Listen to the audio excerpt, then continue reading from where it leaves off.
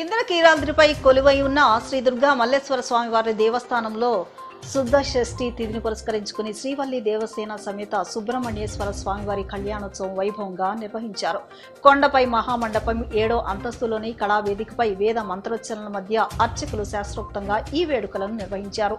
దేవస్థాన చైర్మన్ వర్ర రాధాకృష్ణ, గాంధీ ధర్మకర్తల మండలి సభ్యులు, అధికారులు పాల్గొన్నారు. స్వామివారి కళ్యాణాన్ని వీక్షిస్తే వివాహ ఆటంకాలు తొలగి సంతాన ప్రాప్తి, నాగదోష విముక్తి, విజయాలు కలుగుతాయని భక్తులు విశ్వసిస్తున్నారు.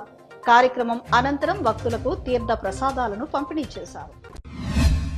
ఎల్పీజీ గ్యాస్ కు ప్రత్యామ్నాయంగా పీఎన్జీ వైపు ప్రజలను మరల్చే ప్రక్రియ వేగంగా జరగాలని, దీనికి ప్రభుత్వ యంత్రాంగం తగిన విధంగా పీఎన్జీ గ్యాస్ కంపెనీల యాజమాన్యాలకు సహకారం అందిస్తున్నామని మంత్రి నాదెండ్ల మనోహర్ సూచించారు. గ్యాస్ కంపెనీలు దీన్ని అందిపుచ్చుకుని ప్రజల్లో మార్పు తెచ్చేలా ప్రచారం ముమ్మరం చేయాలని చెప్పారు. జగన్ ఒక పిచ్చి తుగ్లక్ అంటూ మంత్రి నిమ్మల రామానాయుడు వ్యాఖ్యానించారు. పార్టీ కార్యాలయంలో మీడియాతో మాట్లాడుతూ జగన్ మావీగన్ అంటే కూటమి భయపడడం లేదని, ప్రజలే భయపడుతున్నారని తెలిపారు. అధికారం కోసం జగన్ ఎంతకైనా తెగిస్తారని మండిపడ్డారు. ఇంద్రకీలాద్రిపై వేసవి సెలవులు శుక్రవారం కావడంతో శ్రీ దుర్గా మల్లేశ్వర స్వామివార్ల దేవస్థానానికి భక్తులు పోటెత్తారు. ఎండ తీవ్రత అధికంగా ఉన్నప్పటికీ అమ్మవారిని దర్శించుకునేందుకు వేలాది మంది భక్తులు క్యూ లైన్లో బారులు తీరారు. ఈ రద్దీని దృష్టిలో ఉంచుకుని భక్తులకు ఎటువంటి ఇబ్బందులు కలగకుండా దేవస్థాన chairman Varra Radhakrishna, in charge EO Shri Rangarao ప్రత్యేక శ్రద్ధ తీసుకుంటున్నారు. పామరు బస్ స్టేషన్ ను తాను అభివృద్ధి చేశానని ఎమ్మెల్యే వర్ల కుమార్ రాజా చేసిన ప్రకటన పట్ల మాజీ ఎమ్మెల్యే కైలే అనిల్ కుమార్ తీవ్ర అభ్యంతరం వ్యక్తం చేశారు. వర్షంలో మునిగిపోతూ ఉన్న బస్ స్టేషన్ ను తన హయాంలో ₹1 కోట్ల ఖర్చుతో పూర్తి స్థాయిలో అభివృద్ధి చేశానని, తాను చేసిన అభివృద్ధిని ఎమ్మెల్యే తన ఖాతాలో వేసుకోవడం దారుణమన్నారు.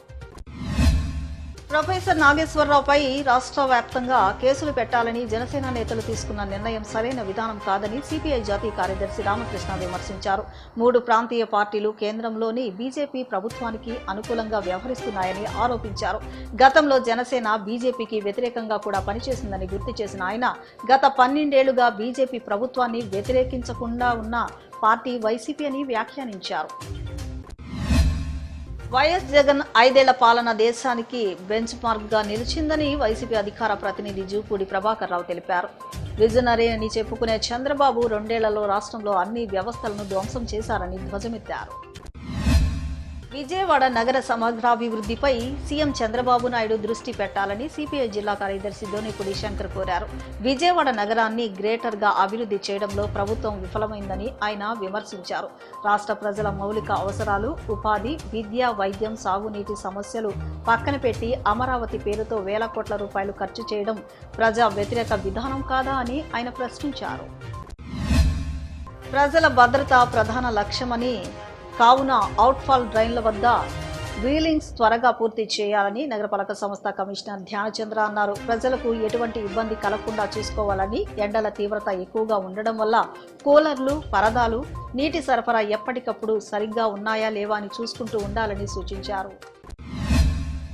వైసీపీ ప్రభుత్వం అధికారంలో ఉన్నప్పుడు ముఖ్యమంత్రిగా జిల్లాకు వంగవీటి మోహన రంగా పేరు పెట్టకుండా లక్షల మంది రంగా అభిమానులను బాధపెట్టింది జగన్ కాదా అని కాపు రిజర్వేషన్ పోరాట సమితి రాష్ట్ర చైర్మన్ చెనమల్ల ప్రసాద్ రావు ప్రశ్నించారు. ఈ రోజు కాపుల ఓట్ల కోసం కులాల మధ్య చిచ్చు పెడుతూ నీచ రాజకీయాలు చేస్తున్న జగన్మోహన్ రెడ్డి వాటికి స్వస్తి పలకాలని సూచించారు. ఎన్డీఏ కూటమి ప్రభుత్వాన్ని ప్రశ్నించే నైతిక హక్కు మీకు లేదని ఆయన స్పష్టం చేశారు.